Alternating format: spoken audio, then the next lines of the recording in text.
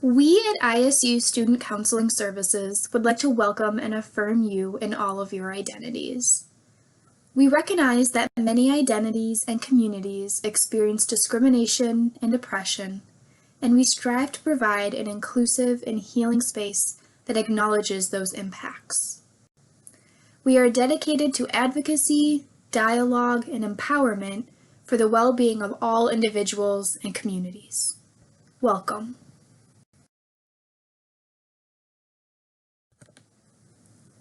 Hello, and thank you for joining us.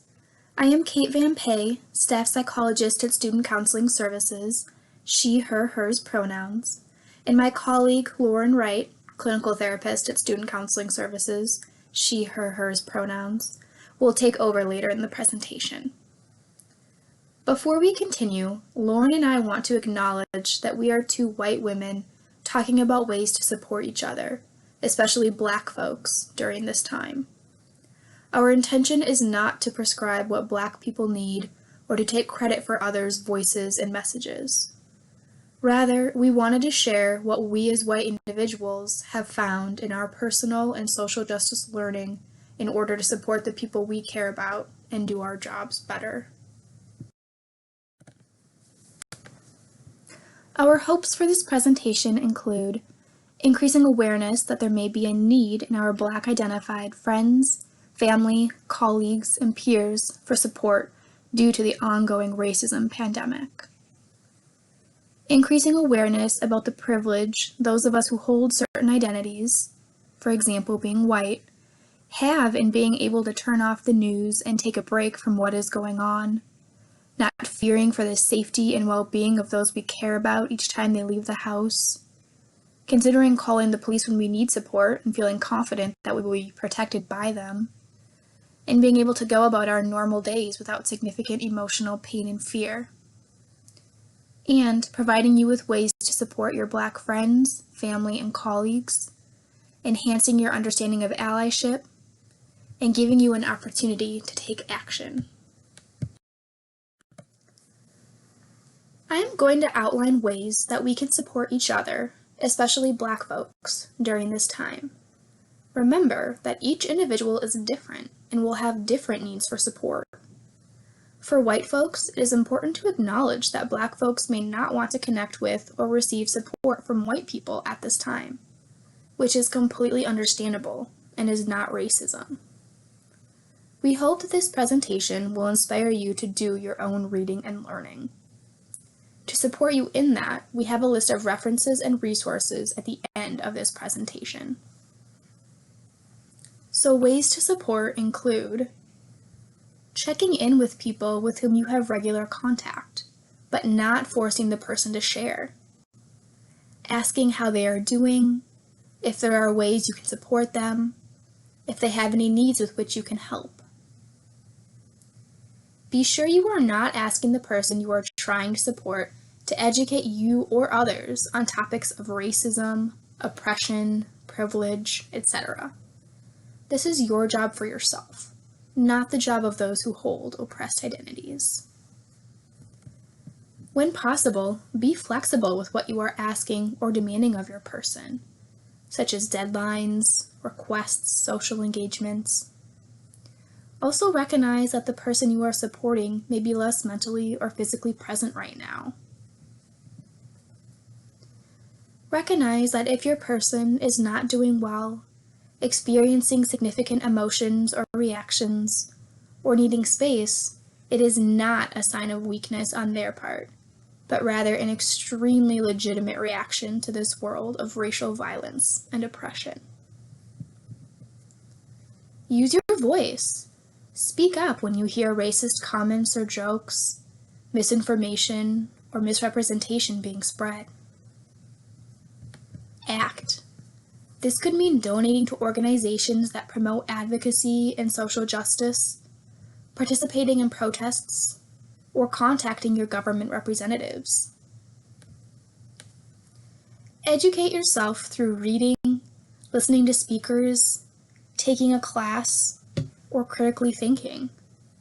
Especially work to find first-person sources and sources that empower and uplift Black voices. Listen to Black folks when they share their stories and experiences. Listen openly, actively, and challenge any internal defensiveness or biases that arise.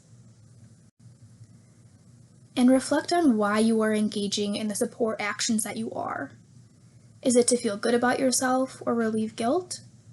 Or is it because you genuinely care about the person to whom you are reaching out and have a relationship with them? Don't shift the focus to you. Engaging in these supportive actions is often termed allyship. Anyone can potentially act as an ally. An ally recognizes that though they are not a member of the oppressed group or groups they support, they make an intentional effort to better understand the struggle every single day.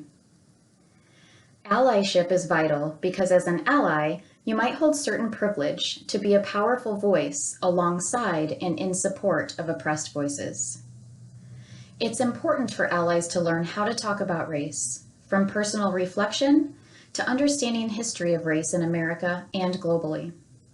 Please take a minute to click on this link to learn more about how to talk about race. Engaging in allyship doesn't mean you completely understand what it feels like to be oppressed. It means you are taking on the struggle as your own through a commitment to caring and action. Actions of allyship may include everything previously discussed in this presentation as support for others.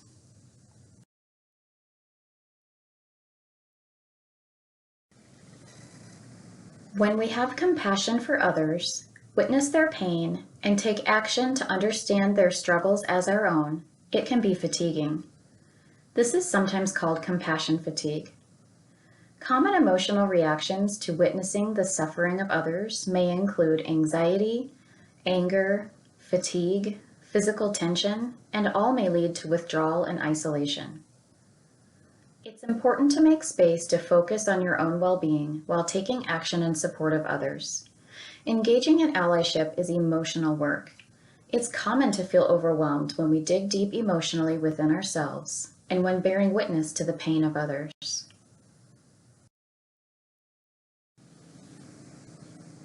It's important to note as we speak about self-care, we recognize self-care itself comes with privilege. We recognize many of our Black friends and people of color cannot take a break or have space from feeling the effects of oppression and injustice. Other factors also affect our ability to take time and space for self-care, such as economic status. We recognize this, and we hope that all can find ways to attend to your mental health and emotional well-being. Helpful ways for those engaged in allyship to practice self-care include the following. Recognizing your own trauma responses and emotional needs. How can you be supportive of others and also take care of your own well-being? Taking time away from social media and other media coverage and create space away from the suffering of others to renew through quiet space, personal hobbies, time with family or friends to focus on topics that bring joy. Seeking to identify and manage guilt which may come from taking time for yourself and joy. Humans need to have joy, laughter, and lightness in our lives, and we can also recognize the privilege in being able to take space for that well-being. Practicing self-compassion. Self-compassion consists of directing the compassion you have for others toward yourself and being kind, non-judgmental when you make mistakes and are struggling. Allowing yourself to be flawed and understand we all make missteps along the way in our allyship and know it's okay. Allowing the full range of emotions and expressing those in ways that are helpful to you. This may be talking with one of your supports, a counselor, journaling, or art. Practicing mindfulness. Consider pausing each morning before you start your day to take a few deep breaths, feel connected with your breath, connect with your body, and set an intention for the day, such as, today I will support others, share my time, and also create time to take care of myself. Seek to be aware of your emotions and body sensations throughout the day and tend to those needs. Come back to your breath and mindful moments when you notice body sensations like tension, racing heart, or anxiety. Yoga can increase our body awareness, relieve stress, reduce muscle tension, and calms the centers of the nervous system which get activated with stress. Click the link for Black yoga instructors across the nation providing yoga online right now. Click the link on the right for a meditation focused on allyship and cultivating an anti-racist mindset.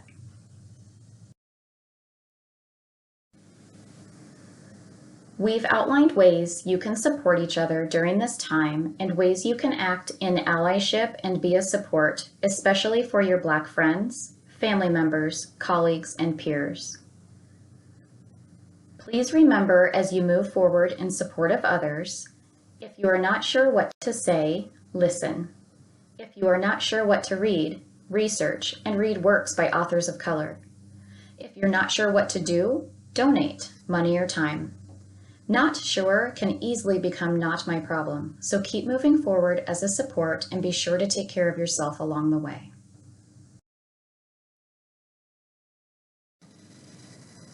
Please reach out to Student Counseling Services for support and share about us as a resource for your friends as well. You can reach us by calling 515-294-5056.